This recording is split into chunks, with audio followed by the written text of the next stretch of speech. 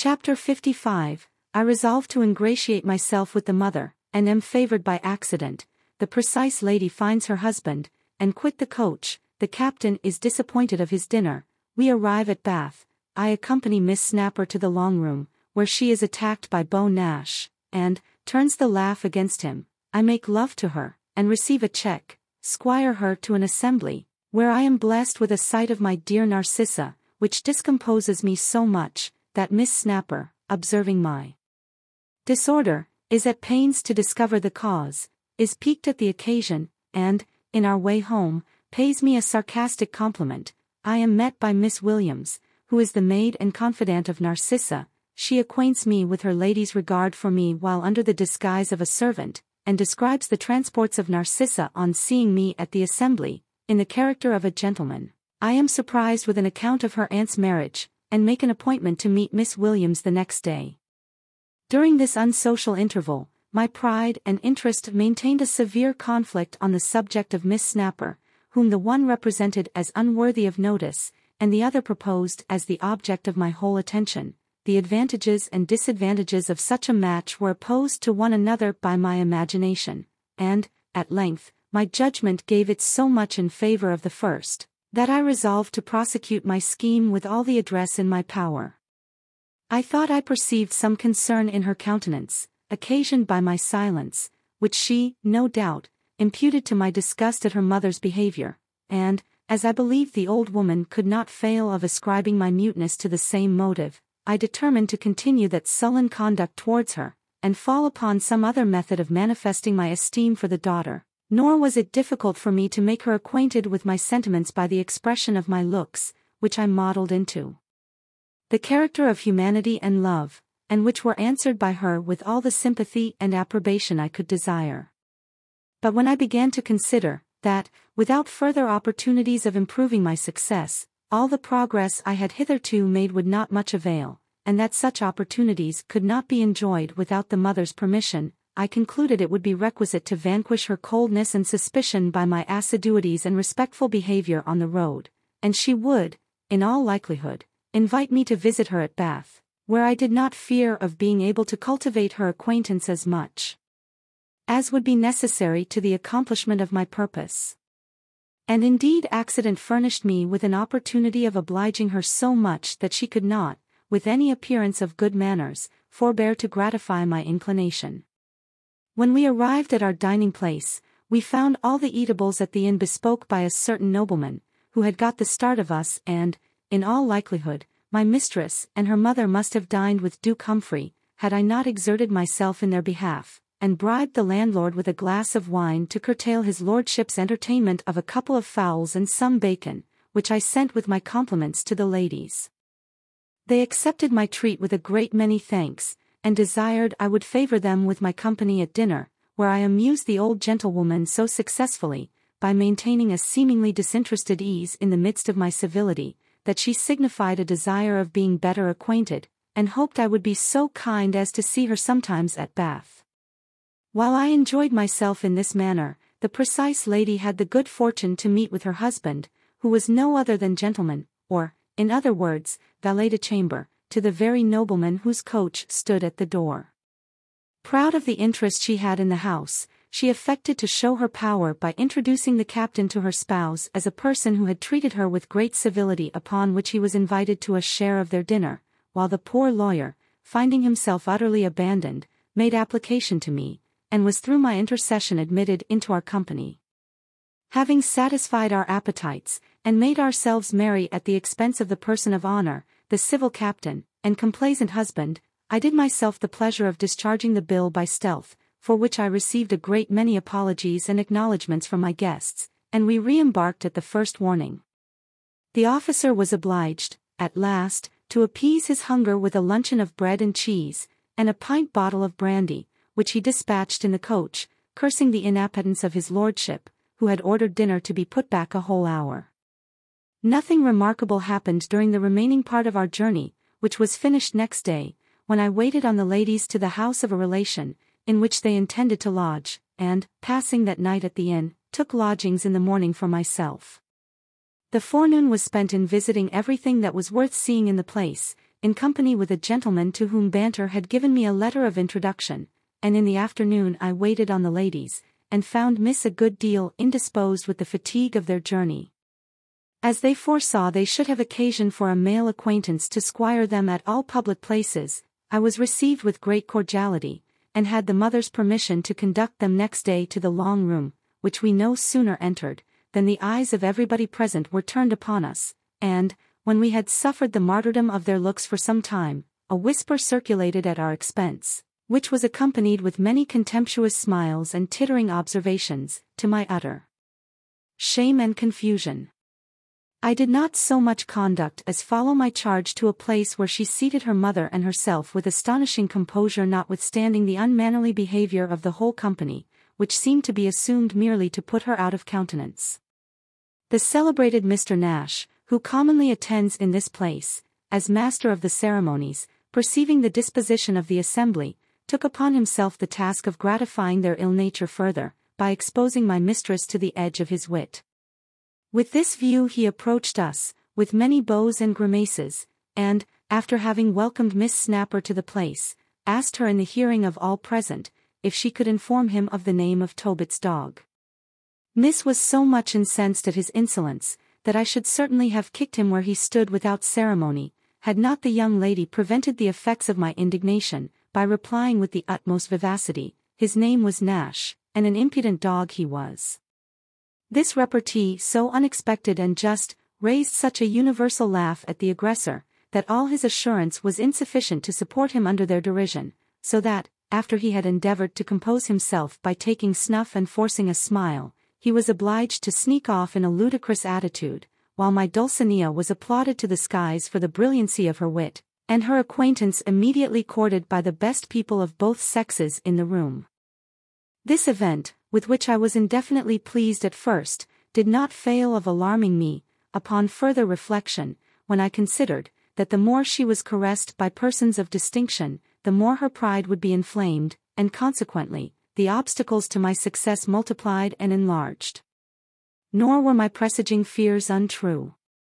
That very night I perceived her a little intoxicated with the incense she had received, and, though she still behaved with a particular civility to me, I foresaw, that, as soon as her fortune should be known, she would be surrounded with a swarm of admirers, some of whom might possibly, by excelling me on point of wealth, or in the arts of flattery and scandal, supplant me in her esteem, and find means to make the mother of his party. I resolved therefore to lose no time, and, being invited to spend the evening with them, found an opportunity, in spite of the old gentlewoman's vigilance, to explain the meaning of my glances in the coach, by paying homage to her wit, and professing myself enamored of her person. She blushed at my declaration and in a favorable manner disapproved of the liberty I had taken, putting me in mind of our being strangers to each other, and desiring I would not be the means of interrupting our acquaintance, by any such unseasonable strokes of gallantry for the future. My ardor was effectually checked by this reprimand, which was, however, delivered in a gentle manner, that I had no cause to be disobliged, and the arrival of her mother relieved me from a dilemma in which I should not have known how to demean myself a minute longer. Neither could I resume the easiness of carriage with which I came in. My mistress acted on the reserve, and the conversation beginning to flag, the old lady introduced her kinswoman of the house, and proposed a hand at whist. While we amused ourselves at this diversion, I understood from the gentlewoman, that there was to be an assembly next night at which I begged to have the honor of dancing with Mississippi. She thanked me for the favor I intended her, assured me she never did dance, but signified a desire of seeing the company, when I offered my service, which was accepted, not a little proud of being exempted from appearing with her in a situation, that, notwithstanding my profession to the contrary, was not at all agreeable to my inclination. Having supped and continued the game, till such time as the successive yawns of the mother warned me to be gone, I took my leave, and went home, where I made Strap very happy with an account of my progress. Next day I put on my gayest apparel, and went to drink tea at Mrs. Snapper's, according to appointment, when I found, to my inexpressible satisfaction, that she was laid up with the toothache, and that Miss was to be entrusted to my care. Accordingly, we set out for the ballroom pretty early in the evening, and took possession of a commodious place, where we had not sat longer than a quarter of an hour, when a gentleman, dressed in a green frock, came in, leading a young lady, whom I immediately discovered to be the adorable Narcissa. Good heaven! What were the thrillings of my soul at that instant? My reflection was overwhelmed with a torrent of agitation. My heart throbbed with surprising violence. A sudden mist overspread my eyes, my ears were invaded with a dreadful sound. I panted for want of breath, and, in short, was for some moments entranced. This first tumult subsiding, a crowd of flattering ideas rushed upon my imagination. Everything that was soft, sensible, and engaging, in the character of that dear creature recurred to my remembrance, and every favorable circumstance of my own qualifications appeared in all the aggravation of self-conceit, to heighten my expectation. Neither was this transport of long duration. The dread of her being already disposed of intervened, and overcast my enchanting reverie. My presaging apprehension represented her encircled in the arms of some happy rival, and in consequence forever lost to me. I was stung with this suggestion, and, believing the person who conducted her to be the husband of this amiable young lady, already devoted him to my fury, and stood up to mark him for my vengeance, when I recollected, to my unspeakable joy, her brother the fox-hunter, in the person of her gallant. Undeceived so much to my satisfaction in this particular, I gazed in a frenzy of delight on the irresistible charms of his sister, who no sooner distinguished me in the crowd, than her evident confusion afforded a happy omen to my flame. At sight of me she started, the roses instantly vanished from her polished cheeks, and returned in a moment with a double glow, that overspread her lovely neck, while her enchanting bosom heaved with strong emotion. I hailed these favorable symptoms, and, lying in wait for her looks, did homage with my eyes. She seemed to approve my declaration, by the complacency of her aspect, and I was so transported with the discovery, that more than once I was on the point of making up to her, to disclose the throbbings of my heart in person, had not that profound veneration, which her presence always inspired, restrained the unseasonable impulse. All my powers being engrossed in this manner, it may easily be imagined how ill I entertained Miss Snapper, on whom I could not now turn my eyes, without making comparisons very little to her advantage. It was not even in my power to return distinct answers to the questions she asked from time to time, so that she could not help observing my absence of mind, and having a turn for observation, watched my glances, and, tracing them to the divine object, discovered the cause of my disorder. That she might, however, be convinced of the truth of her conjecture, she began to interrogate me with regard to Narcissa, and, notwithstanding all my endeavors to disguise my sentiments, perceived my attachment by my confusion, upon which, she assumed a stateliness of behavior, and sat silent during the remaining part of the entertainment. At any other time, her suspicion would have alarmed me, but now I was elevated by my passion above every other consideration. The mistress of my soul having retired with her brother, I discovered so much uneasiness at my situation, that Miss Snapper proposed to go home, and, while I conducted her to a chair, told me she had too great a regard for me to keep me any longer in torment.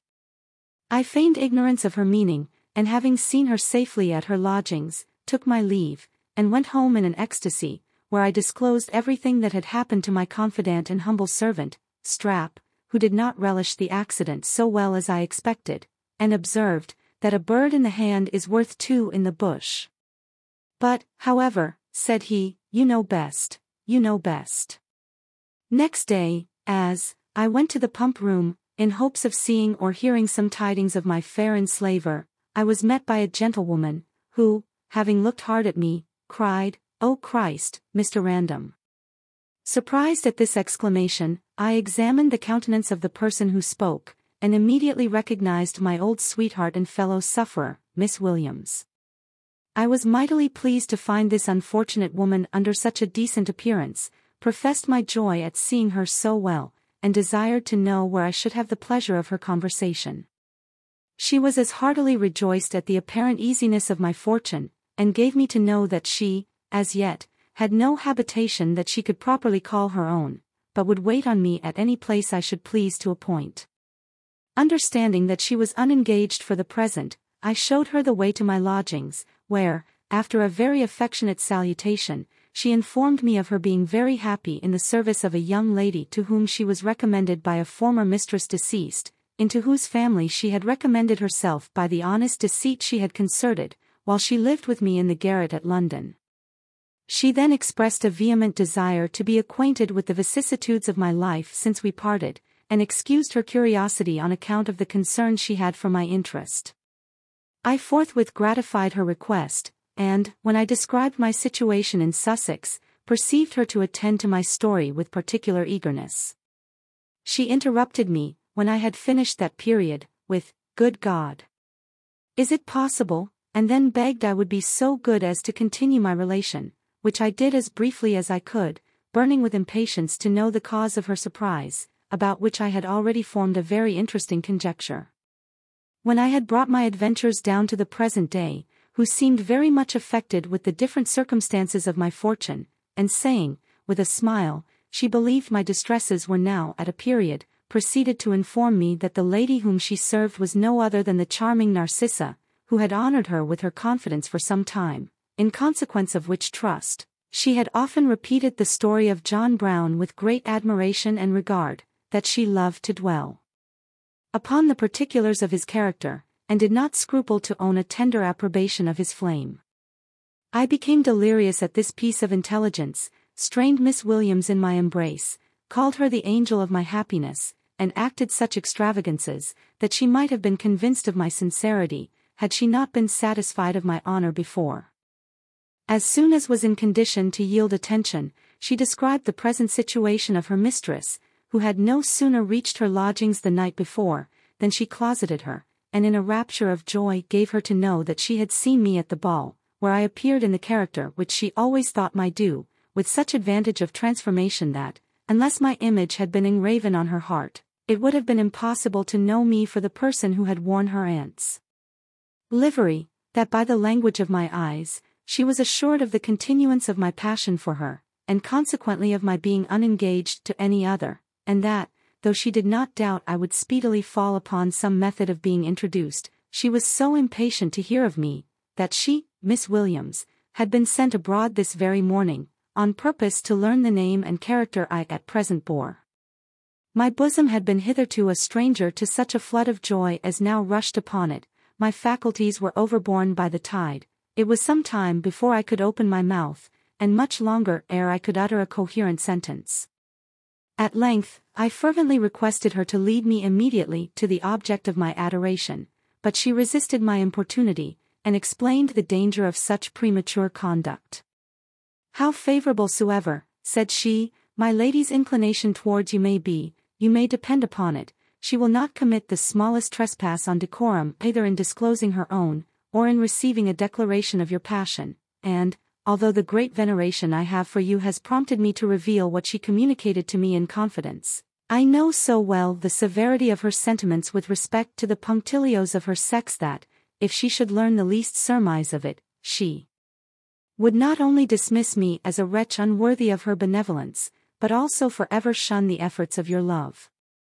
I assented to the justness of her remonstrance, and desired she would assist me with her advice and direction, upon which it was concerted between us, that for the present I should be contented with her telling Narcissa that, in the course of her inquiries, she could only learn my name, and that, if, in a day or two, I could fall upon no other method of being introduced to her mistress, she would deliver a letter from me, on pretence of consulting her happiness, and say that I met her in the streets, and bribed her to this piece of service. Matters being thus adjusted, I kept my old acquaintance to breakfast, and learned from her conversation, that my rival Sir Timothy had drunk himself into an apoplexy, of which he died 5 months ago, that the savage was still unmarried and that his aunt had been seized with a whim which he little expected, and chosen the schoolmaster of the parish for her lord and husband, but matrimony not agreeing with her constitution she had been hectic and dropsical a good while, and was now at Bath, in order to drink the waters for the recovery of her health, that her niece had accompanied her thither at her request, and attended her with the same affection as before, notwithstanding the mistake she had committed, and that the nephew, who had been exasperated at the loss of her fortune, did not give his attendance out of goodwill, but purely to have an eye on his sister, lest she should likewise throw herself away without his consent or approbation. Having enjoyed ourselves in this manner, and made an assignation to meet next day at a certain place, Miss Williams took her leave, and Strapp's looks being very inquisitive about the nature of the communication subsisting between us, I made him acquainted with the whole affair, to his great astonishment and satisfaction. Chapter 56. I become acquainted with Narcissa's brother, who invites me to his house, where I am introduced to that adorable creature. After dinner, the squire retires to take his nap. Freeman, guessing the situation of my thought, withdraws likewise, on pretence of business. I declare my passion for Narcissa, am well received, charmed with her conversation. The squire detains us to supper. I elude his design by a stratagem, and get home sober. In the afternoon, I drank tea at the house of Mr. Freeman, to whom I had been recommended by Banter, where I had not sat 5 minutes, till the fox-hunter came in, and by his familiar behavior appeared to be intimate with my friend. I was, at first, under some concern, lest he should recollect my features, but when I found myself introduced to him as a gentleman from London, without being discovered, I blessed the opportunity that brought me into his company, hoping that, in the course of my acquaintance, he would invite me to his house. Nor were my hopes frustrated, for, as we spent the evening together, he grew extremely fond of my conversation, asked a great many childish questions about France and foreign parts, and seemed so highly entertained with my answers, that in his cups he shook me often by the hand, pronounced me an honest fellow, and in fine desired our company at dinner next day, at his civil house. My imagination was so much employed in anticipating the happiness I was to enjoy next day, that I slept very little that night, but, rising early in the morning, went to the place appointed, where I met my she-friend, and imparted to her my success with the squire. She was very much pleased at the occasion, which, she said, could not fail of being agreeable to Narcissa, who, in spite of her passion for me, had mentioned some scruples relating to my true situation and character, which the delicacy of her sentiments suggested, and which she believed I would find it necessary to remove, though she did not know how. I was a good deal startled at this insinuation, because I foresaw the difficulty I should find in barely doing myself justice, for, although it never was my intention to impose myself upon any woman, much less on Narcissa, I laid claim to the character of a gentleman by birth, education, and behavior, and yet, so unlucky had the circumstances of my life fallen out, I should find it a very hard matter to make good my pretensions even to these, especially to the last, which was the most essential. Miss Williams was as sensible as I of this my disadvantage, but comforted me with observing that, when once a woman has bestowed her affections on a man, she cannot help judging of him in all respects with a partiality easily influenced in his favor. She remarked that, although some situations of my life had been low, yet none of them had been infamous, that my indigence had been the crime not of me, but of fortune, and that the miseries I had undergone, by improving the faculties both of mind and body, qualified me the more for any dignified station, and would of consequence recommend me to the good graces of any sensible woman. She therefore advised me to be always open and unreserved to the inquiries of my mistress, without unnecessarily betraying the meanest occurrences of my fate, and trust to the strength of her love and reflection for the rest. The sentiments of this sensible young woman on this, as well as on almost every other subject, perfectly agreed with mine. I thanked her for the care she took of my interests, and, promising to behave myself according to her directions, we parted, after she had assured me that I depend upon her best offices with her mistress, and that she would from time to time communicate to me such intelligence as she could procure, relating to my flame. Having dressed myself to the best advantage, I waited for the time of dinner with the most fearful impatience, and, as the hour drew near, my heart beat with such increased velocity, and my spirits contracted such disorder, that I began to suspect my resolution, and even to wish myself disengaged. At last Mr. Freeman called at my lodgings in his way, and I accompanied him to the house where all my happiness was deposited. We were very kindly received by the squire, who sat smoking his pipe in a parlour, and asked if we chose to drink anything before dinner. Though I never had more occasion for a cordial, I was ashamed to accept his offer, which was also refused, by my friend. We sat down, however, entered into conversation, which lasted half an hour, so that I had time to recollect myself, and, so capricious were my thoughts, even to hope that Narcissa would not appear, when, all of a sudden, a servant coming in, gave us notice that dinner was upon the table, and my perturbation returned with such violence that I could scarcely conceal it from the company, as I ascended the staircase. When I entered the dining room, the first object that saluted my ravished eyes was the divine Narcissa, blushing like Aurora, adorned with all the graces that meekness, innocence, and beauty can diffuse. I was seized with a giddiness, my knees tottered and I scarce had strength enough to perform the ceremony of salutation, when her brother, slapping me on the shoulder, cried, "Measure Randon, that there is my sister." I approached her with eagerness and fear, but in the moment of our embrace, my soul was agonized with rapture. It was a lucky circumstance for us both, that my entertainer was not endued with an uncommon stock of penetration, for our mutual confusion was so manifest that Mr. Freeman perceived it, and as we went home together, congratulated me on my good fortune. But so far was Bruin from entertaining the least suspicion, that he encouraged me to begin a conversation with my mistress in a language unknown to him, by telling her, that he had a gentleman who could jabber with her in French and other foreign lingoes as fast as she pleased, then, turning to me, said, "Odds bobs! I wish you would hold discourse with her in your French or Italian, and tell me if she understands it as well as she would be thought to do. There's her aunt and she will chatter together whole days in it, and I can't have a mouthful of English for love or money." I consulted the look of my amiable mistress and found her averse to his proposal, which indeed she declined with a sweetness of denial peculiar to herself, as a piece of disrespect to that part of the company which did not understand the language in question.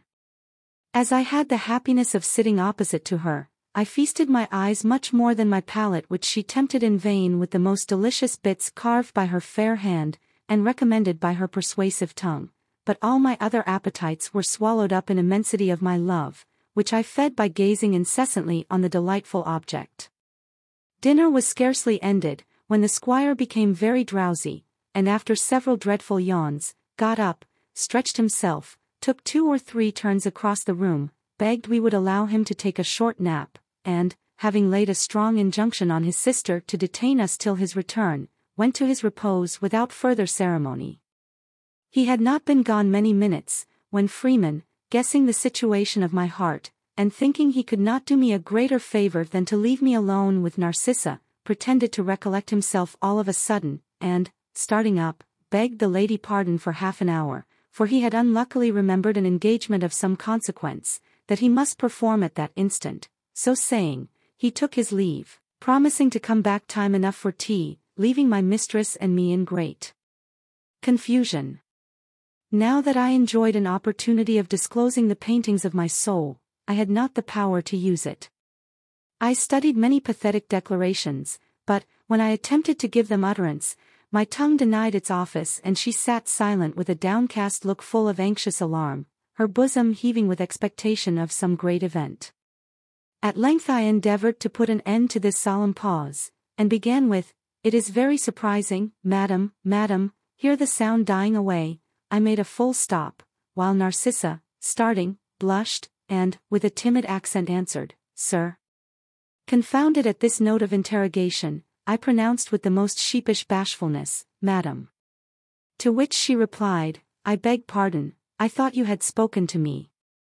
Another pause ensued. I made another effort, and, though my voice faltered very much at the beginning, made shift to express myself in this manner. "I say, madam, it is very surprising that love should act so inconsistently with itself, as to deprive its votaries of the use of their faculties, when they have most need of them. Since the happy occasion of being alone with you presented itself, I have made many unsuccessful attempts to declare a passion for the loveliest of her sex, a passion which took possession of my soul, while my cruel fate compelled me to wear a servile disguise so unsuitable to my birth, sentiments, and let me add, my deserts, yet favorable in one respect, as it furnished me with opportunities of seeing and adoring your perfections. Yes, madam, it was then your dear idea entered my bosom, where it has lived unimpaired in the midst of numberless cares, and animated me against 1,000 dangers and calamities." While I spoke thus, she concealed her face with her fan, and when I ceased speaking, recovering herself from the most beautiful confusion, told me she thought herself very much obliged by my favorable opinion of her, and that she was very sorry to hear I had been unfortunate. Encouraged by this gentle reply, I proceeded, owned myself sufficiently recompensed by her kind compassion for what I had undergone, and declared the future happiness of my life depended solely upon her. "Sir," said she, "I should be very ungrateful, if after the signal protection you once afforded me, I should refuse to contribute towards your happiness in any reasonable condescension." Transported at this acknowledgment, I threw myself at her feet, and begged she would regard my passion with a favorable eye. She was alarmed at my behavior, entreated me to rise lest her brother should discover me in that posture, and to spare her for the present upon a subject for which she was altogether unprepared. In consequence of this remonstrance, I rose, assuring her I would rather die than disobey her, but in the meantime begged her to consider how precious the minutes of this opportunity were, and what restraint I put upon my inclinations, in sacrificing them to her desire. She smiled with unspeakable sweetness, and said there would be no want of opportunities, provided I could maintain the good opinion her brother had conceived of me, and I, enchanted by her charms, seized her hand, which I well nigh devoured with kisses. But she checked my boldness with a severity of countenance, and desired I would not so far forget myself to her, as to endanger the esteem she had for me. She reminded me of our being almost strangers to each other, and of the necessity there was for her knowing me better, before she could take any resolution in my favor, and, in short, mingled so much good sense and complacency in her reproof, that I became as much enamored of her understanding as I had been before of her beauty, and asked pardon for my presumption with the utmost reverence of conviction. She forgave my offense with her usual affability, and sealed my pardon with a look so full of bewitching tenderness, that, for some minutes, my senses were lost in ecstasy. I afterwards endeavored to regulate my behavior according to her desire, and turn the conversation upon a more indifferent subject, but her presence was an insurmountable obstacle to my design. While I beheld so much excellence, I found it impossible to call my attention from the contemplation of it. I gazed with unutterable fondness. I grew mad with admiration. "My condition is insupportable," cried I am distracted with passion. "Why are you so exquisitely fair? Why are you so enchantingly good? Why has nature dignified you with charms so much above the standard of woman? And, wretch that I am, how dare my unworthiness aspire to the enjoyment of such perfection?" She was startled at my ravings, reasoned down my transport, and by her irresistible eloquence, soothed my soul into a state of tranquil felicity, but, lest I might suffer a relapse, industriously promoted other subjects to entertain my imagination. She chid me for having omitted to inquire about her aunt who, she assured me, in the midst of all her absence of temper, and detachment from common affairs, often talked of me with uncommon warmth. I professed my veneration for the good lady, excused my omission, by imputing it to the violence of my love, which engrossed my whole soul, and desired to know the situation of her health. Upon which, the amiable Narcissa repeated what I had heard before of her marriage, with all the tenderness for her reputation that the subject would admit of, told me she lived with her husband hard by, and was so much afflicted with the dropsy, and wasted by a consumption, that she had small hopes of her recovery. Having expressed my sorrow for her distemper, I questioned her about my good friend, Mrs. Sagely. I learned to my great satisfaction, was in good health, and who had by the encomiums she bestowed upon me after I was gone, confirmed the favorable impression my behavior at parting had made on Narcissa's heart. This circumstance introduced an inquiry into the conduct of Sir Timothy Thicket. She informed me, had found means to incense her brother so much against me that she found it impossible to undeceive him, but, on the contrary, suffered very much in her own character by his scandalous insinuations, that the whole parish was alarmed, and actually in pursuit of me, so that she had been in the utmost consternation on my account, well knowing how little my own innocence and her testimony would have weighed with the ignorance, prejudice, and brutality of those who must have judged me, had I been apprehended, that Sir Timothy, having been seized with a fit of apoplexy, from which with great difficulty he was recovered, began to be apprehensive of death, and to prepare himself accordingly for that great event, as a step to which he sent for her brother, owned with great contrition the brutal design he had upon her, and in consequence acquitted me of the assault, robbery, and correspondence with her, which he had laid to my charge, after which confession he lived about a month in a languishing condition, and was carried off by a second assault. Every word that this dear creature spoke, riveted the chains with which she held me enslaved. My mischievous fancy began to work, and the tempest of my passion to wake again, when the return of Freeman destroyed the tempting opportunity, and enabled me to quell the rising tumult. A little while after, the squire staggered into the room, rubbing his eyes, and called for his tea, which he drank out of a small bowl, qualified with brandy. While we took it in the usual way, Narcissa left us in order to visit her aunt, and when Freeman and I proposed to take our leave, the fox-hunter insisted on our spending the evening at his house with such obstinacy of affection, that we were obliged to comply. For my own part, I should have been glad of the invitation, by which, in all likelihood, I should be blessed with more of his sister's company, had I not been afraid of risking her esteem, by entering into a debauch of drinking with him, which, from the knowledge of his character, I foresaw would happen, but there was no remedy. I was forced to rely upon the strength of my constitution, which I hoped would resist intoxication longer than the squire's, and to trust to the good nature and discretion of my mistress for the rest.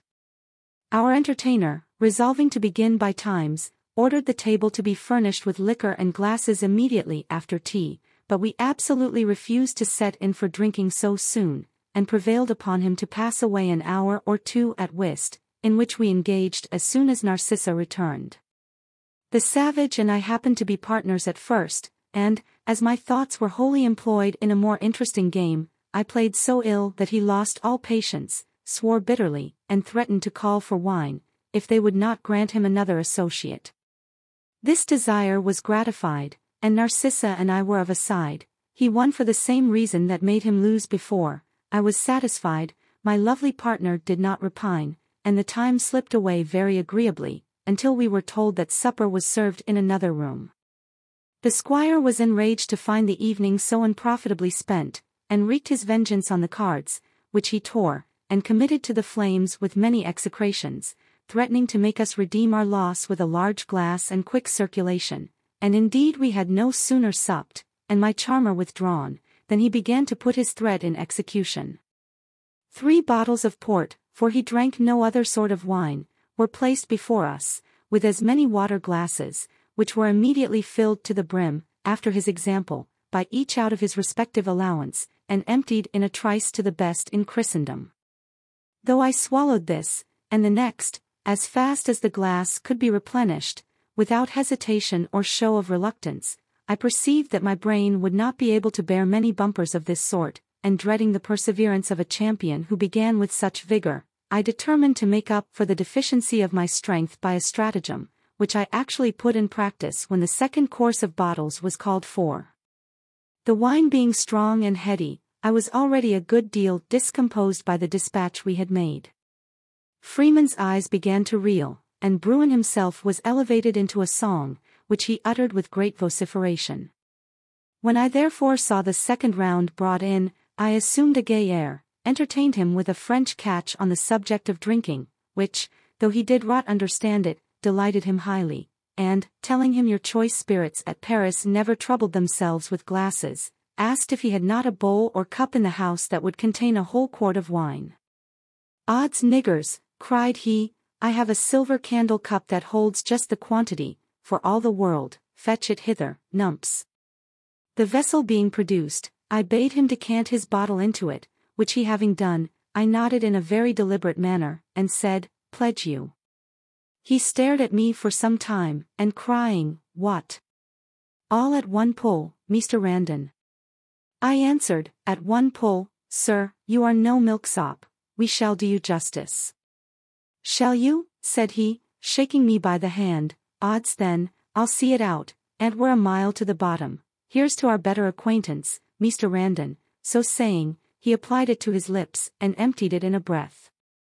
I knew the effect of it would be almost instantaneous, therefore taking the cup, began to discharge my bottle into it, telling him he was now qualified to drink with the Cham of Tartary. I had no sooner pronounced these words than he took umbrage at them, and after several attempts to spit, made shift to stutter, "AF, T for your cams of tea, Tartary. I am a freeborn Englishman, worth th, 3,000 a year, and value no man, me." Then, dropping his jaw, and fixing his eyes, he hiccuped aloud, and fell upon the floor as mute as a flounder. Mr. Freeman, heartily glad at his defeat, assisted me in carrying him to bed, where we left him to the care of his servants, and went home to our respective habitations, congratulating each other on our good fortune.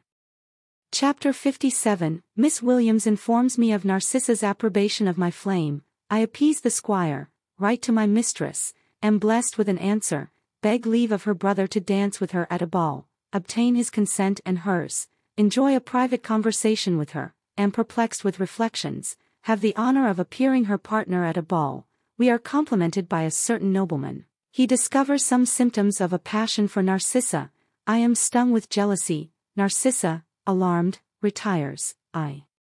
observe Melinda in the company, the squire is captivated by her beauty. I was met next morning at the usual place by Miss Williams, who gave me joy of the progress I had made in the affection of her mistress, and blessed me with an account of that dear creature's conversation with her, after she had retired the night before from our company. I could scarce believe her information, when she recounted her expressions in my favor, so much more warm and passionate were they than my most sanguine hopes had presaged, and was particularly pleased to hear that she approved of my behavior to her brother after she withdrew. Transported at the news of my happiness, I presented my ring to the messenger as a testimony of my gratitude and satisfaction, but she was above such mercenary considerations, and refused my compliment with some resentment, saying, she was not a little mortified to see my opinion of her so low and contemptible. I did myself a piece of justice by explaining my behavior on this head, and to convince her of my esteem, promised to be ruled by her directions in the prosecution of the whole affair, which I had so much at heart, that the repose of my life depended upon the consequence. As I fervently wished for another interview, where I might pour out the effusion of my love without danger of being interrupted, and perhaps reap some endearing return from the queen of my desires, I implored her advice and assistance in promoting this event, but she gave me to understand, that Narcissa would make no precipitate compliances of this kind, and I would do well to cultivate her brother's acquaintance, in the course of which I should not want opportunities of removing that reserve, which my mistress thought herself obliged to maintain during the infancy of our correspondence. In the meantime she promised to tell her lady that I had endeavored by presents and persuasions, to prevail upon her, Miss Williams, to deliver a letter from me, which she had refused to charge herself with, until she should know Narcissa's sentiments of the matter, and said, by these means she did not doubt of being able to open a literary communication between us, which could not fail of introducing more intimate connections. I approved of her counsel, and, our appointment being renewed for the next day, left her with an intent of falling upon some method of being reconciled to the squire, who, I supposed, would be offended with the trick we had put upon him. With this view I consulted Freeman, who, from his knowledge of the fox-hunter's disposition, assured me there was no other method of pacifying him, than that of sacrificing ourselves for one night to an equal match with him in drinking. This expedient I found myself necessitated to comply with for the interest of my passion, and therefore determined to commit the debauch at my own lodgings, that I might run no risk of being discovered by Narcissa, in a state of brutal degeneracy. Mr. Freeman, who was to be of the party, went, at my desire, to the squire, in order to engage him, while I took care to furnish myself for his reception. My invitation was accepted, my guests honored me with their company in the evening, when Bruin gave me to understand that he had drunk many tuns of wine in his life, but was never served such a trick as I had played upon him the night before. I promised to atone for my trespass, and, having ordered to every man his bottle, began the contest with a bumper to the health of Narcissa. The toast circulated with great devotion, the liquor began to operate, our mirth grew noisy, and, as Freeman said, I had the advantage of drinking small French claret. The savage was effectually tamed before our senses were in the least affected, and carried home in an apoplexy of drunkenness. I was next morning, as usual, favored with a visit from my kind and punctual confidant, who, telling me she was permitted to receive my letters for her mistress, I took up the pen immediately, and, following the first dictates of my passion, wrote as follows: Dear Madam, were it possible for the powers of utterance to reveal the soft emotions of my soul, the fond anxiety, the glowing hopes, the chilling flame, that rule my breast by turns, I should need no other witness than this paper, to evince the purity and ardor of that flame your charms have kindled in my heart, but alas! Expression wrongs my love. I am inspired with conceptions that no language can convey.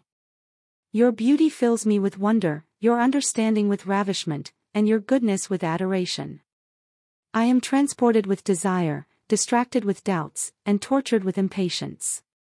Suffer me then, lovely arbitress of my fate, to approach you in person, to breathe in soft murmurs my passion to your ear, to offer the sacrifice of a heart overflowing with the most genuine and disinterested love, to gaze with ecstasy on the divine object of my wishes, to hear the music of her enchanting tongue, and to rejoice in her smiles of approbation, which will banish the most intolerable suspense from the bosom of your enraptured R.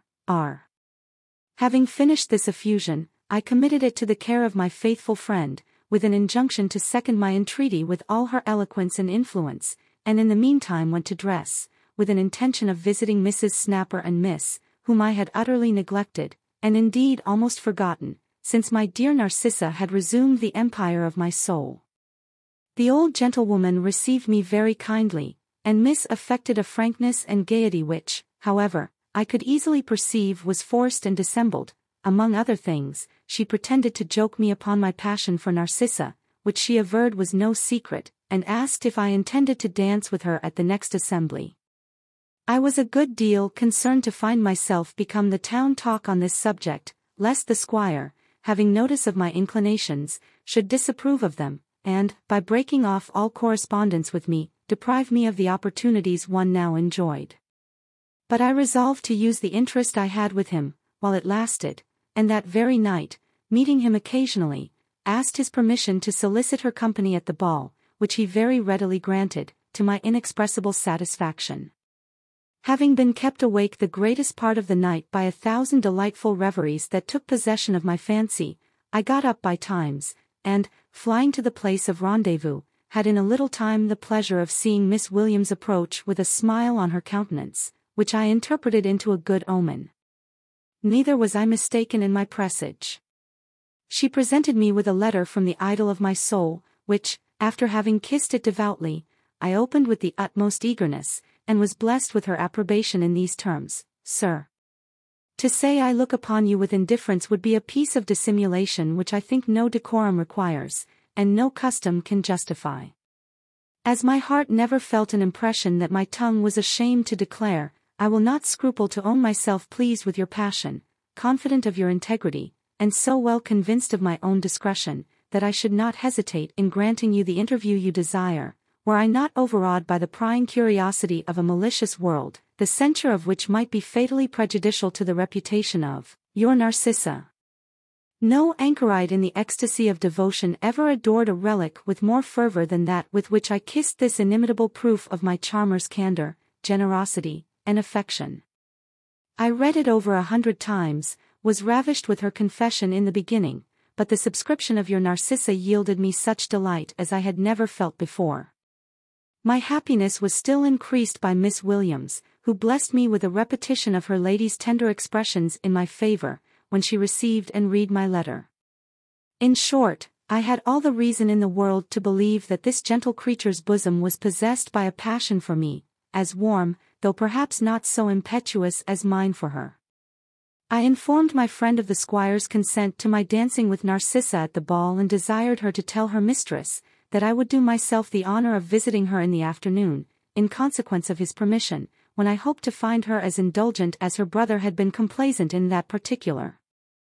Miss Williams expressed a good deal of joy at hearing I was so much in favor with the fox-hunter, and ventured to assure me, that my visit would be very agreeable to my mistress, the rather because Bruin was engaged to dine abroad. This was a circumstance which, I scarce need say, pleased me. I went immediately to the long room, where I found him, and, affecting to know nothing of his engagement, told him I would do myself the pleasure to wait upon him in the afternoon, and to present his sister with a ticket for the ball. He shook me by the hand, according to custom, and, giving me to understand that he was to dine abroad, desired me to go and drink tea with Narcissa notwithstanding, and promised to prepare her for my visit in the meantime. Everything succeeding thus to my wish, I waited with incredible impatience for the time, which no sooner arrived than I hastened to the scene, which my fancy had preoccupied long before. I was introduced accordingly to the dear enchantress, whom I found accompanied by Miss Williams, who, on pretence of ordering tea, retired at my approach. This favorable accident, which alarmed my whole soul, disordered her also.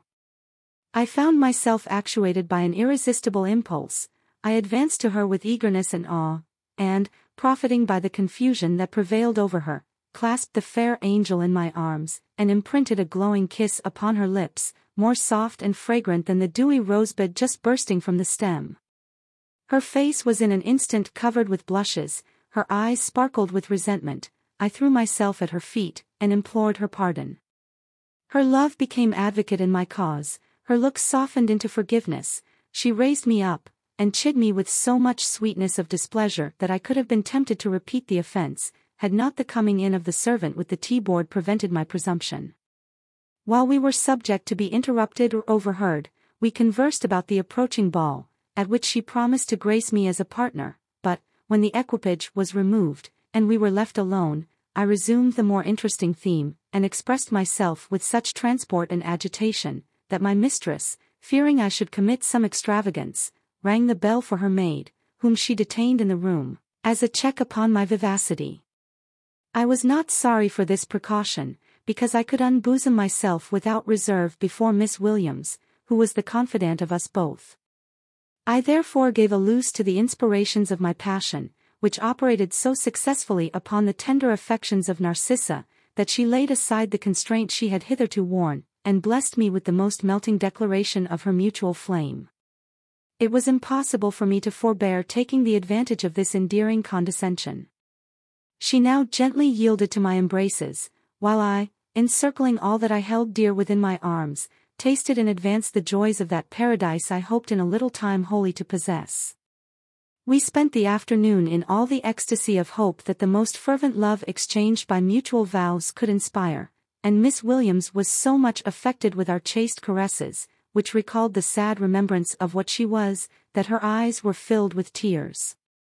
The evening being pretty far advanced, I forced myself from the dear object of my flame, who indulged me in a tender embrace at parting, and, repairing to my lodgings, communicated to my friend Strap every circumstance of my happiness, which filled him with so much pleasure, that it ran over at his eyes, and he prayed heartily, that no envious devil might, as formerly, dash the cup of blessing from my lip.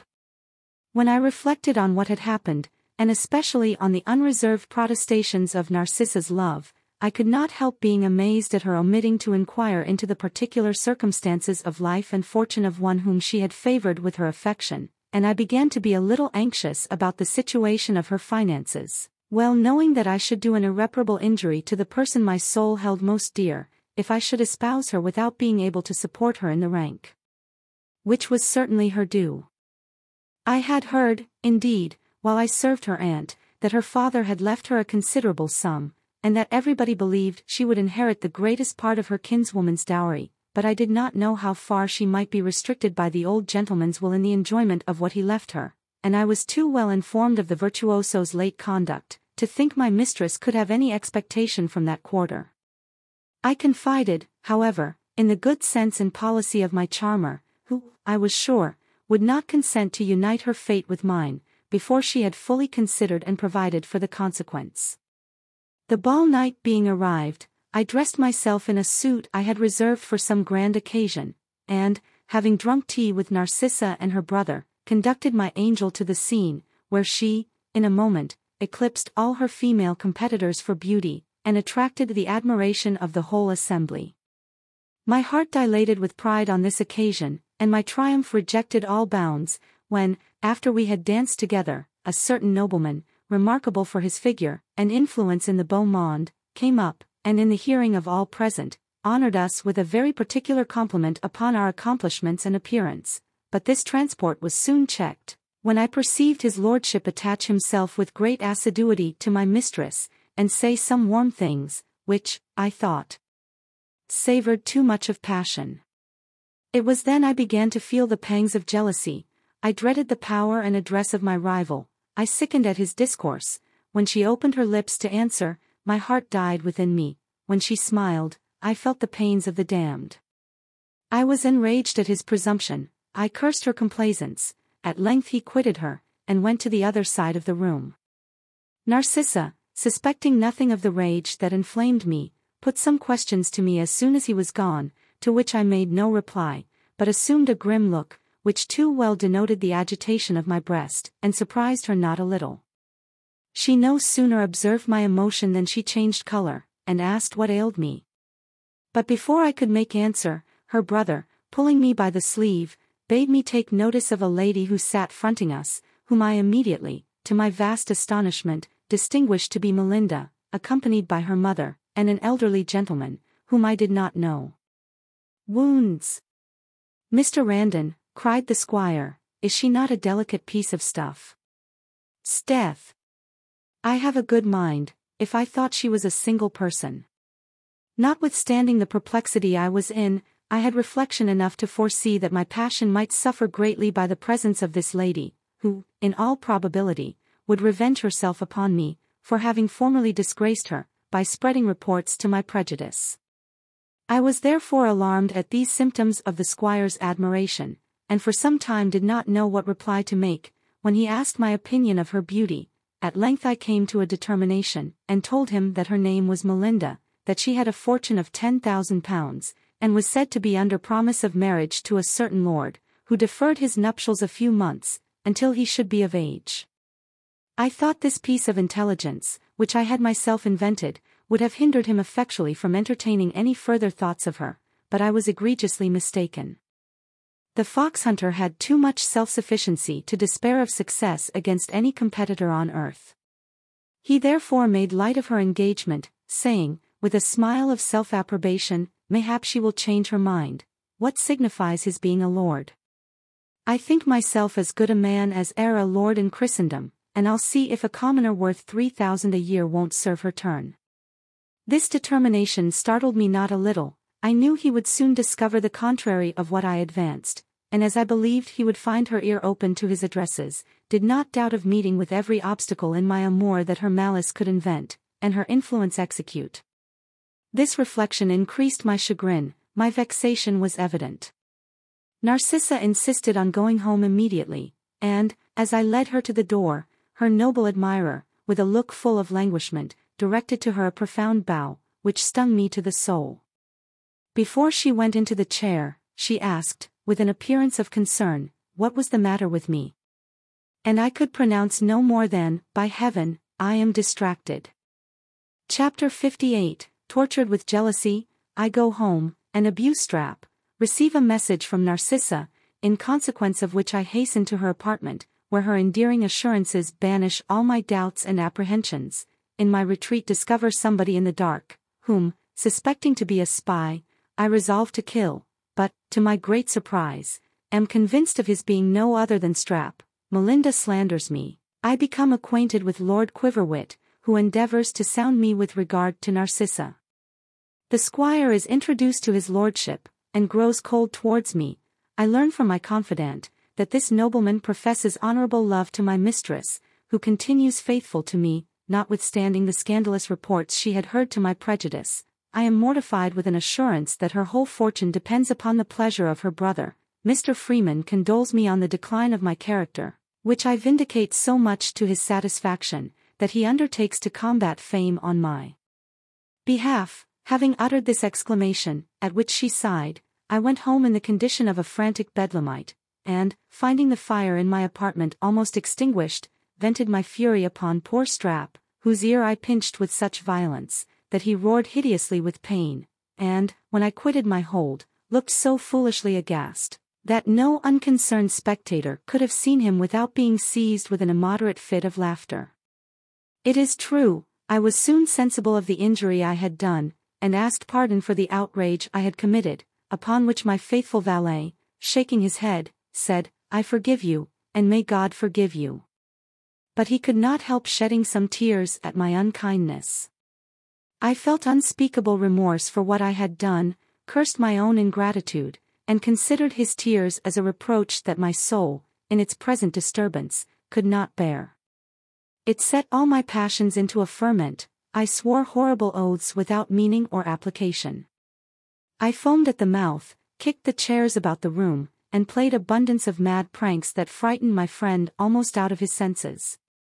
At length my transport subsided, I became melancholy, and wept insensibly. During this state of dejection, I was surprised with the appearance of Miss Williams, whom Strap, blubbering all the while, had conducted into the chamber without giving me previous notice of her approach. She was extremely affected with my condition, which she had learned from him, begged me to moderate my passion, suspend my conjectures, and follow her to Narcissa, who desired to see me forthwith. That dear name operated upon me like a charm. I started up, and, without opening my lips, was conducted into her apartment through the garden, which we entered by a private door. I found the adorable creature in tears. I was melted at the sight. We continued silent for some time. My heart was too full to speak. Her snowy bosom heaved with fond resentment. At last she sobbing cried, "What have I done to disoblige you?" My heart was pierced with the tender question. I drew near with the utmost reverence of affection. I fell upon my knees before her, and, kissing her hand, exclaimed, "Oh! Thou art all goodness and perfection. I am undone by want of merit, I am unworthy to possess thy charms, which heaven hath destined for the arms of some more favorite being." She guessed the cause of my disquiet, upbraided me gently for my suspicion, and gave me such flattering assurances of her eternal fidelity, that all my doubts and fears forsook me, and peace and satisfaction reigned within my breast. At midnight I left the fair nymph to her repose, and, being let out by Miss Williams at the garden gate by which I entered, began to explore my way homeward in the dark, when I heard at my back a noise like that of a baboon when he mews and chatters. I turned instantly, and, perceiving something black, concluded I was discovered by some spy, employed to watch for that purpose. Aroused at this conjecture, by which the reputation of the virtuous Narcissa appeared in jeopardy, I drew my sword, and would have sacrificed him to her fame, had not the voice of Strap restrained my arm. It was with great difficulty he could pronounce, do. Murder me if you please. Such an effect had the cold upon his jaws, that his teeth rattled like a pair of castanets. Pleased to be thus undeceived, I laughed at his consternation, and asked what brought him thither. Upon which he gave me to understand, that his concern for me had induced him to follow me to that place, where the same reason had detained him till now, and he frankly owned, that, in spite of the esteem he had for Miss Williams, he began to be very uneasy about me, considering the disposition in which I went abroad, and, if I had stayed much longer, would certainly have alarmed the neighborhood in my behalf. The knowledge of this his intention confounded me. I represented to him the mischievous consequences that would have attended such a rash action, and, cautioning him severely against any such design for the future, concluded my admonition with an assurance, that, in case he should ever act so madly, I would, without hesitation, put him to death. "Have a little patience," cried he, in a lamentable tone, "your displeasure will do the business, without your committing murder." I was touched with this reproach, and, as soon as we got home, made it my business to appease him, by explaining the cause of that transport during which I had used him so unworthily.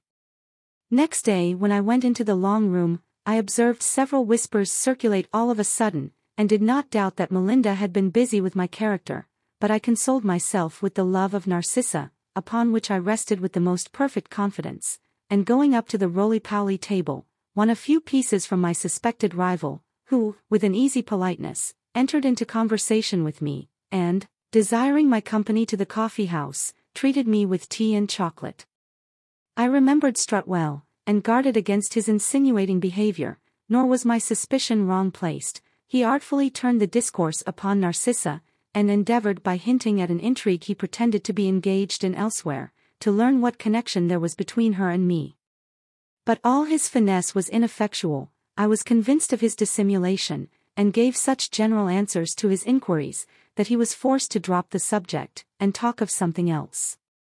While we conversed in this manner, the savage came in with another gentleman, who introduced him to his lordship, and he was received with such peculiar marks of distinction, that I was persuaded the courtier intended to use him in some shape or other, and from thence I drew an unlucky omen. But I had more cause to be dismayed the following day, when I saw the squire in company with Melinda and her mother, who honored me with several disdainful glances, and when I afterwards threw myself in his way, instead of the cordial shake of the hand, he returned my salute with a cold repetition of "servant, servant," which he pronounced with such indifference or rather contempt, that if he had not been Narcissa's brother, I should have affronted him in public. These occurrences disturbed me not a little. I foresaw the brooding storm, and armed myself with resolution for the occasion, but Narcissa, being at stake, I was far from being resigned.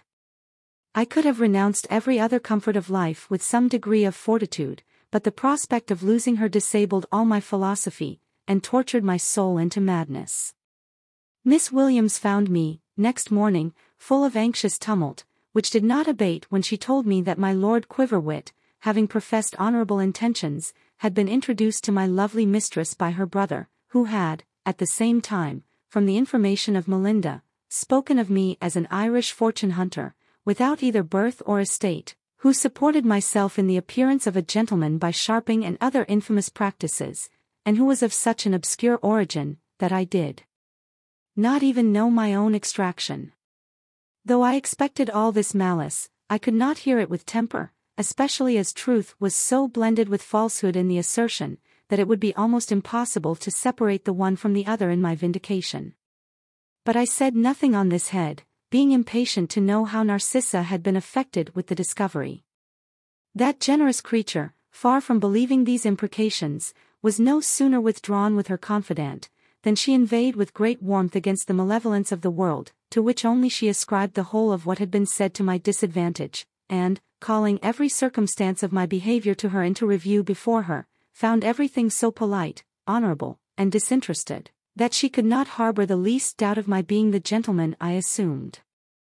I have indeed, said she, purposely forborne to ask the particulars of his life, lest the recapitulation of some misfortunes, which he has undergone, should give him pain, and, as to the article of his fortune, I own myself equally afraid of inquiring into it, and of discovering the state of my own, lest we should find ourselves both unhappy in the explanation, for, alas! My provision is conditional, and depends entirely on my marrying with my brother's consent. I was thunderstruck with this intelligence, the light forsook my eyes, the colour vanished from my cheeks, and I remained in a state of universal trepidation.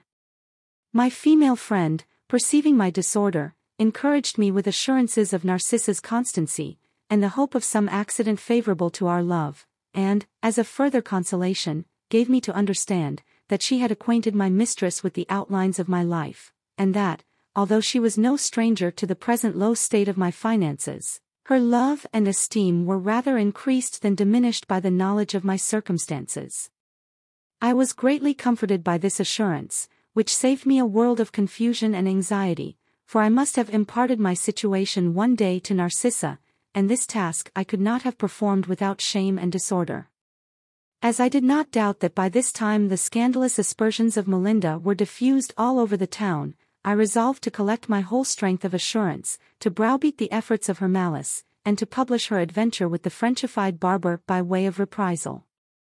In the meantime, having promised to be at the garden gate about midnight, Miss Williams took her leave, bidding me repose myself entirely on the affection of my dear Narcissa, which was as perfect as inviolable. Before I went abroad, I was visited by Freeman, who came on purpose to inform me of the infamous stories that were raised at my expense. I heard them with great temper, and in my turn disclosed everything that had happened between Melinda and me, and among other circumstances entertained him with the story of the barber, letting him know what share his friend Banter had in that affair. He was convinced of the injury my reputation had suffered, and, no longer doubting the fountain from whence this deluge of slander had flowed upon me, undertook to undeceive the town in my behalf, and roll the stream back upon its source, but in the meantime, cautioned me from appearing in public, while the prepossession was so strong against me, lest I should meet with some affront that might have bad consequences.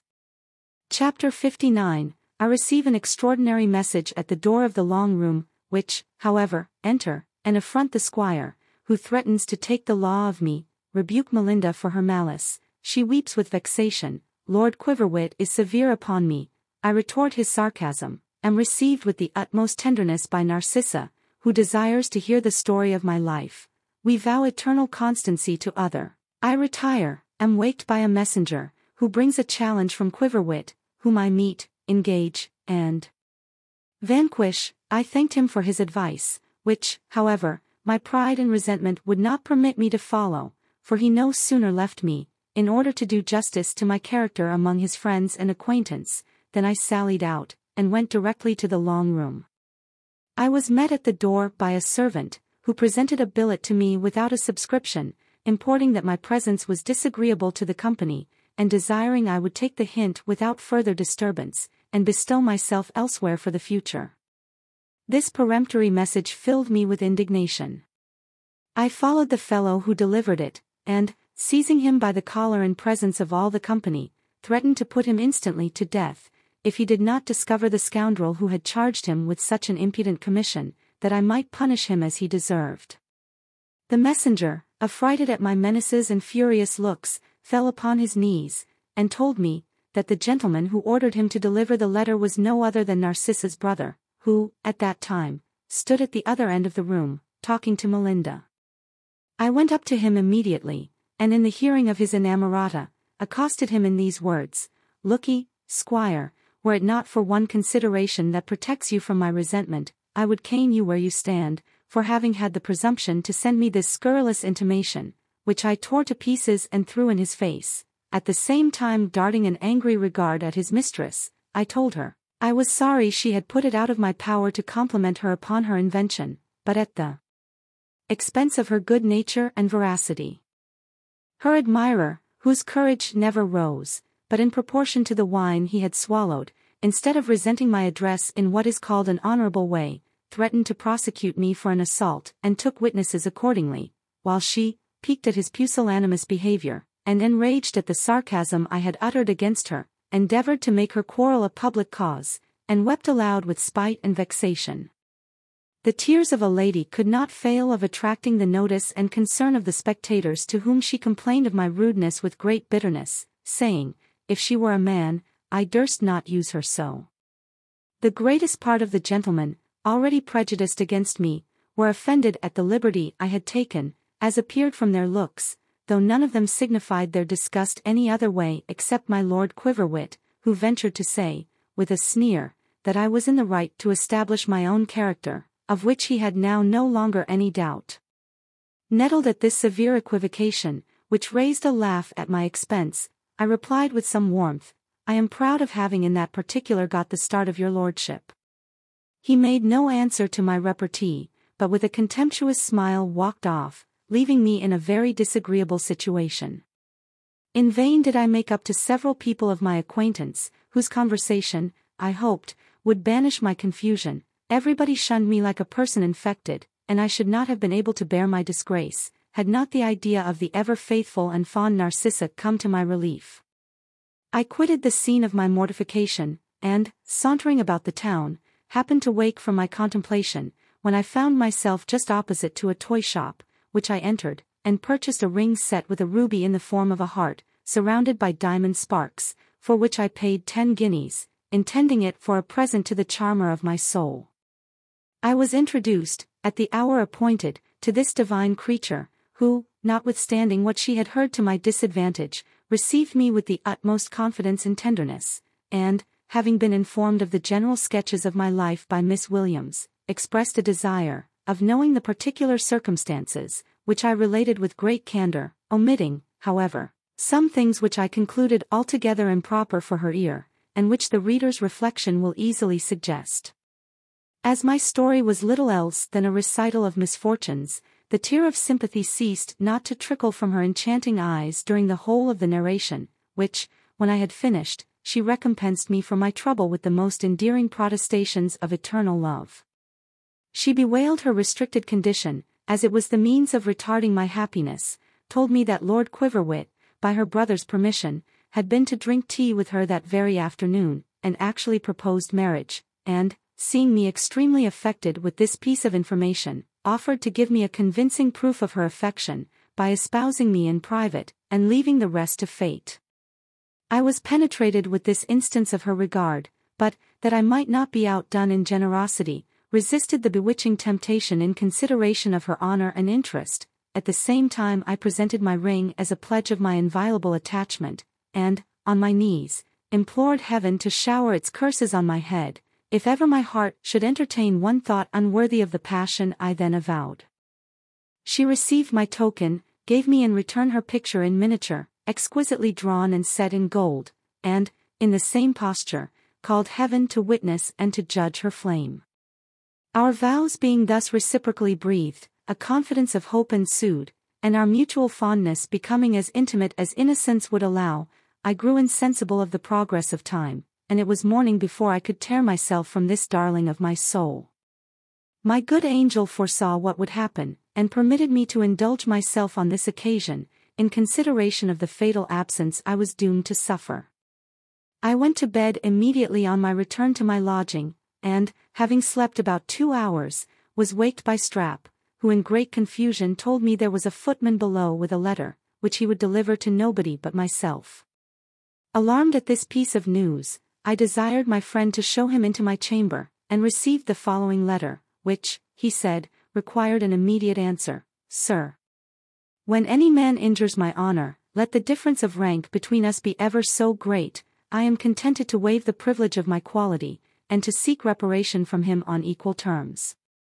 The insolence of your reply to me yesterday, in the long room, I might have overlooked, had not your presumptive emulation in a much more interesting affair, and which I made this morning, concurred in persuading me to chastise your audacity with my sword.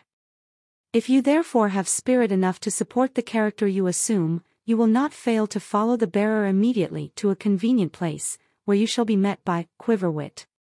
Whether I was enervated by the love and favor of Narcissa, or awed by the superior station of my antagonist, I know not, but I never had less inclination to fight than at this time. However, finding there was a necessity for vindicating the reputation of my mistress, as well as for asserting my own honor, I forthwith rose, and, dressing in a hurry, put on my sword, bade Strap attend me, and set out with my conductor, cursing my bad fortune all the way, for having been observed in my return from my angel, for so I interpreted his lordship's discovery. When I came within sight of my rival, his lackey told me he had orders to stop, upon which I commanded Strap to halt also, while I walked forward, resolving, if possible, to come to an explanation with my challenger, before we should come to battle. Nor was an opportunity wanting, for I no sooner approached than he asked, with a stern countenance, what business I had in Mr. Tophal's garden so early in the morning. I don't know, my lord, said I, how to answer a question put to me with such magisterial haughtiness. If your lordship will please to expostulate calmly, you will have no cause to repent of your condescension, otherwise I am not to be intimated into any confession. There is no room for denial, answered he, I saw you come out with my own eyes. Did any other see me? Said I neither know nor care, said he, I want no other evidence than that of my own senses. Pleased to hear that the suspicion was confined to him alone, I endeavored to appease his jealousy, by owning an intrigue with the waiting maid, but he had too much discernment to be so easily imposed upon, and told me there was only one way to convince him of the truth of what I alleged, which was no other than renouncing all claim to Narcissa upon oath, and promising, upon honor, never to speak to her for the future. Exasperated at this proposal, I unsheathed my sword, saying, Heavens! What title have you, or any man on earth, to impose such terms on me? He did the same, and making towards me with a contracted brow, said I was a villain, and had dishonored Narcissa. He's a villain, I replied, in a transport of fury, who brands me with that imputation. She is 1,000 times more chaste than the mother that bore you, and I will assert her honor with my heart's blood. So saying, I rushed upon him with more eagerness than address, and, endeavoring to get within his point, received a wound in my neck, which redoubled my rage. He excelled me in temper as well as in skill, by which means he parried my thrusts with great calmness, until I had almost exhausted my spirits, and, when he perceived me beginning to flag, attacked me fiercely in his turn. Finding himself, however, better opposed than he expected, he resolved to follow his lounge, and close with me. Accordingly, his sword entered my waistcoat, on the side of the breastbone, and, running up between my shirt and skin, appeared over my left shoulder. I imagined that his weapon had perforated my lungs, and of consequence that the wound was mortal. Therefore, determined not to die unrevenged, I seized his shell, which was close to my breast, before he could disentangle his point, and, keeping it fast with my left hand, shortened my own sword with my right, intending to run him through the heart, but he received the thrust in the left arm, which penetrated up to the shoulder blade. Disappointed at this expectation, and afraid still that death would frustrate my revenge, I grappled with him, and, being much the stronger, threw him upon the ground, where I wrested his sword out of his hand, and, so great was my confusion, that instead of turning the point upon him, struck out 3 of his 4 teeth with the hilt. In the meantime, our servants, seeing us fall, ran up to separate and assist us, but before their approach I was upon my feet, and had discovered that my supposed mortal wound was only a slight scratch. The knowledge of my own safety disarmed me of a good deal of my resentment, and I began to inquire with some concern into the situation of my antagonist, who remained on the ground bleeding plentifully at his mouth and arm. I helped his footman to raise him, and, having bound up his wound with my handkerchief, assured it was not dangerous, I likewise restored his sword, and offered to support him to his house. He thanked me with an air of sullen dignity, and whispering that I should hear from him soon, went away, leaning on his servant's shoulder. I was surprised at this promise, which I construed into a threat, and resolved, if ever he should call me out again, to use whatever advantage fortune might give me over him in another manner. In the meantime I had leisure to take notice of Strap, who seemed quite stupefied with horror. I comforted him with an assurance that I had received no damage, and explained the nature of this affair as we walked homeward. By the time I had got into my apartment, I found the wound in my neck stiff and uneasy, and a good deal of clotted blood ran down upon my shirt, upon which I pulled off my coat and waistcoat, and unbuttoned my collar, that I might dress it with more ease.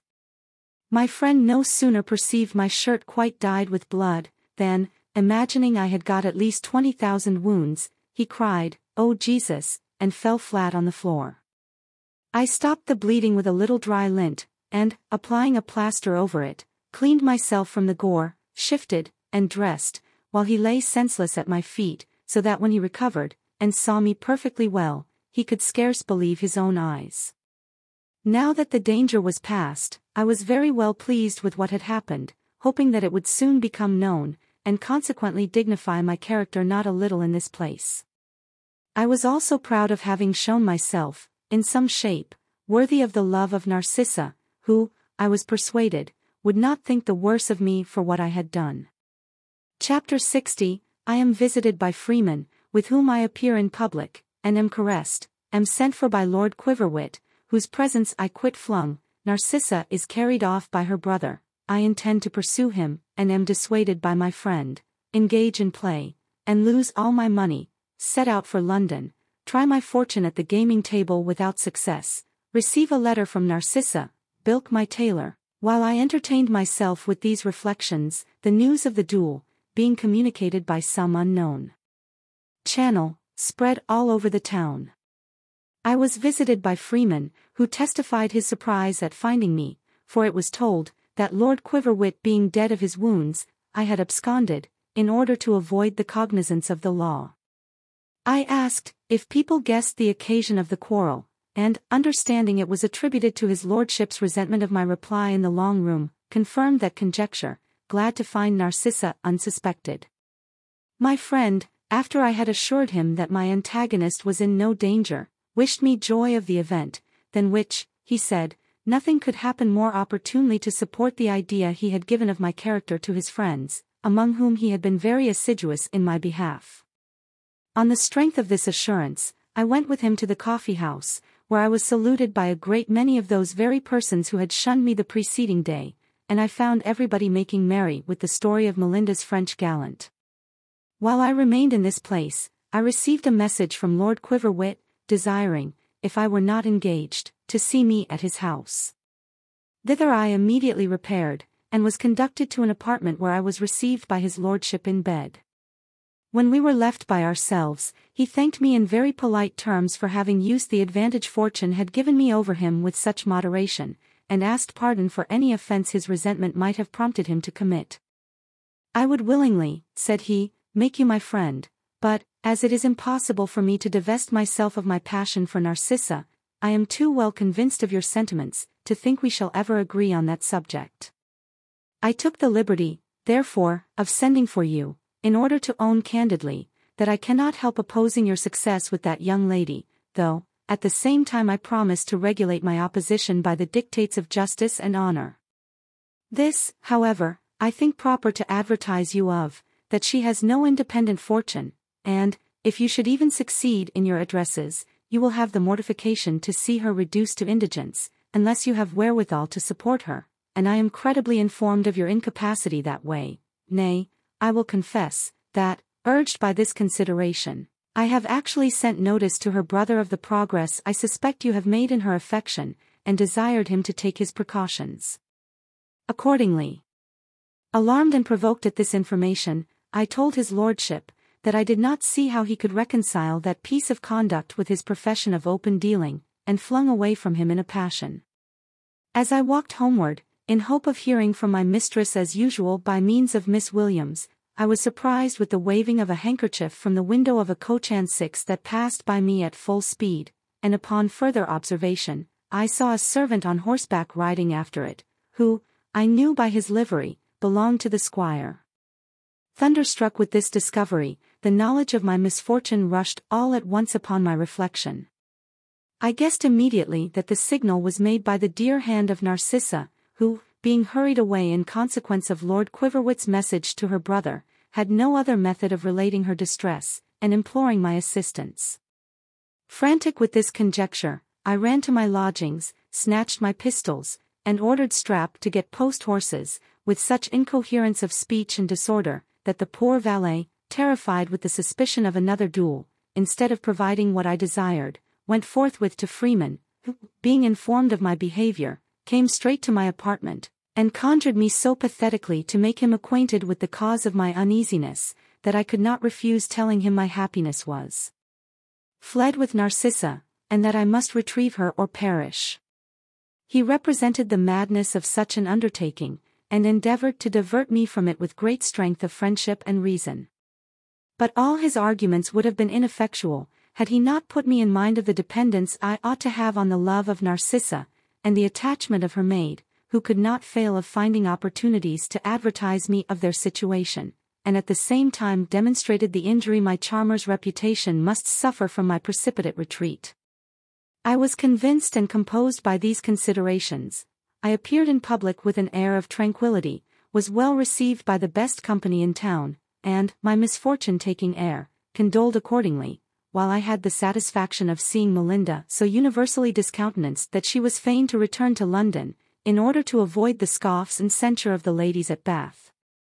But, though the hope of hearing from the darling of my soul supported my spirits a little while, I began to be very uneasy, when, at the end of several weeks I found that expectation disappointed. In short, melancholy and despondence took possession of my soul, and, repining at that providence which, by acting the stepmother towards me, kept me from the fruition of my wishes, I determined, in a fit of despair, to risk all I had at the gaming table, with a view of acquiring a fortune sufficient to render me independent for life, or of plunging myself into such a state of misery, as would effectually crush every ambitious hope that now tortured my imagination. Actuated by this fatal resolution, I engaged in play, and, after some turns of fortune found myself, at the end of 3 days, worth £1,000, but it was not my intention to stop there, for which cause I kept Strap ignorant of my success, and continued my career until I was reduced to 5 guineas, which I would have hazarded also, had I not been ashamed to fall from a bet of £200 to such a petty sum. Having thus executed my scheme, I went home, amazed to find myself so much at ease, and informed my friend Strap of my mischance with such calmness, that he, imagining I joked, affected to receive the tidings with great equanimity. But both he and I found ourselves mistaken very soon. I had misinterpreted my own stupidity into deliberate resignation, and he had reason to believe me in earnest when he saw me next morning agitated with the most violent despair, which he endeavored to alleviate with all the consolation in his power. In one of my lucid intervals, however, I charged him to take a place in the stage coach for London, and, in the meantime, paid my debts in Bath, which amounted to 30 shillings only. Without taking leave of my friends, I embarked, Strap having the good fortune to find a return horse, and arrived in town, without having met with anything remarkable on the road. While we crossed Bagshot Heath, I was seized with a sort of inclination to retrieve my fortune, by laying passengers under contribution in some such place. My thoughts were so circumstanced at this time, that I should have digested the crime of robbery, so righteously had I concerted my plan, and ventured my life in the execution, had I not been deterred by reflecting upon the infamy that attends detection. The apartment I formerly lived in being unengaged, I took possession of it, and next day went in quest of Banter, who received me with open arms, in expectation of having his bond discharged to his liking, but when he understood what had happened, his countenance changed of a sudden, and he told me, with a dryness of displeasure peculiar to himself, that, if he were in my place, he would put it out of Fortune's power to play him such another trick, and be avenged of his own indiscretion at once. When I desired him to explain his meaning, he pointed to his neck, raised himself on his tiptoes, and was going away without any further ceremony, when I put him in mind of my indigence, and demanded the 5 guineas I had formerly lent him. 5 guineas, cried he, zounds! Had you acted with common prudence, you might have had 20,000 in your pocket by this time. I depended upon 500 from you, as much as if I had had notes for it in the bank, and by all the rules of equity, you are indebted to me for that sum.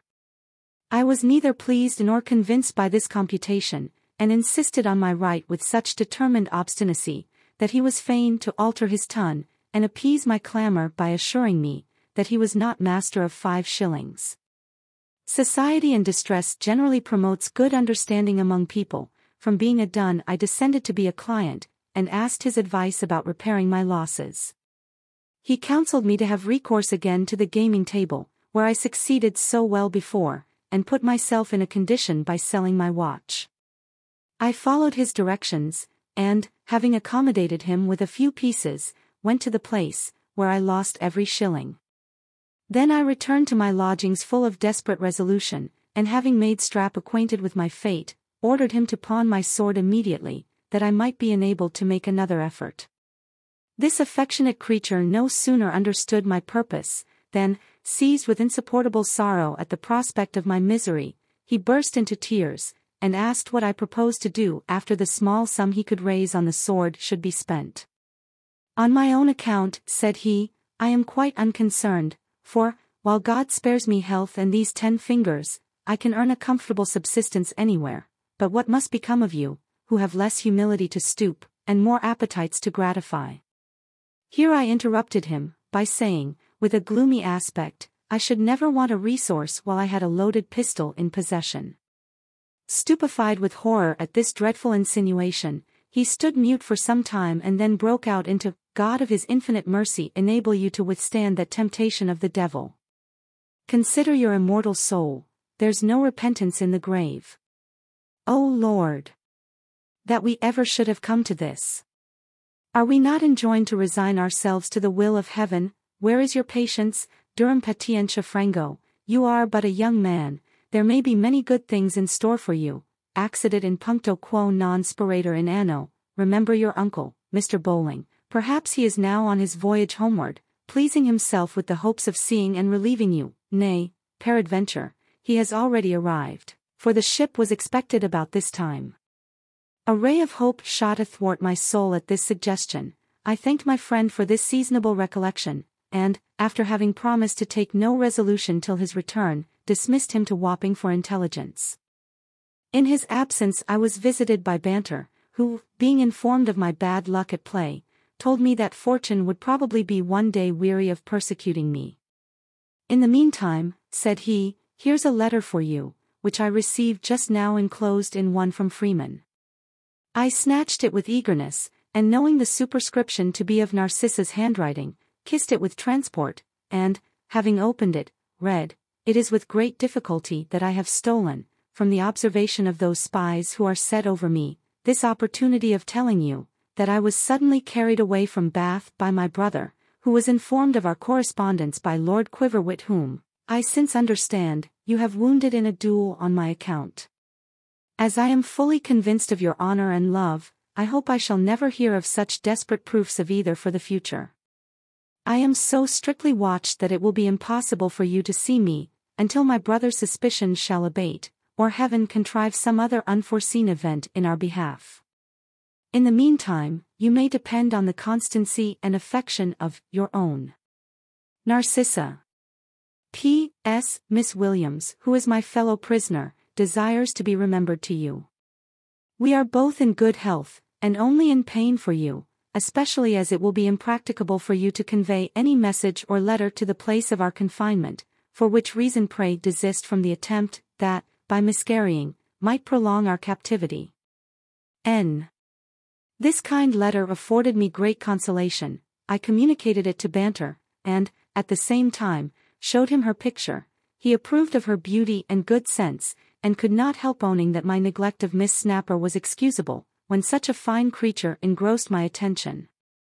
I began to be reconciled to my fate, and imagined, that, if I could contrive means of subsisting until my uncle should arrive, in case he were not already at home, he would enable me to do something effectual in behalf of my love and fortune. I therefore consulted Banter about a present supply, who no sooner understood that I had credit with a tailor, than he advised me to take off 2 or 3 suits of rich clothes, and convert them into cash, by selling them at half price to a salesman in Monmouth Street. I was startled at this proposal, which I thought savored a little of fraud. He rendered it palatable, by observing that, in a few months, I might be in a condition to do everybody justice, and, in the meantime, I was acquitted by the honesty of my intention. I suffered myself to be persuaded by his salvo, by which my necessity, rather than my judgment, was convinced, and, when I found there were no accounts of the ship in which my uncle embarked, actually put the scheme in practice, and raised by it 25 guineas, paying him for his advice with the old 5.